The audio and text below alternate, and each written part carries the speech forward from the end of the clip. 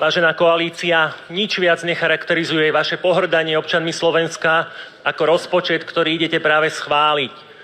Nič nie je pre tento rozpočet príznačnejšie ako to, že premiér ešte pred pár mesiacmi svetosvete hovoril ľuďom do očí, že nebude zvyšovať DPH a tiež, že žiadna transakčná daň nebude zavedená. Dnes je jasné, že klamal, opäť klamal. DPH ste zvýšili, transakčnú daň ste zaviedli a práve idete schvaľovať rozpočet, kde podpisujete, že vám na ľuďoch absolútne nezáleží. Ľudí, živnostníkov aj firmy v tomto rozpočte degradujete len na dojné kravy. Chcete od nich vyberať medziročne o 22% viac. Či toľko vyberiete, nie je isté, naisto však zabezpečíte vysokú infláciu, s istotou zabijete rast ekonomiky, ublížite tvorcom hodnôt i každému jednému človeku. Zároveň v rozpočte nie sú žiadne prorastové opatrenia.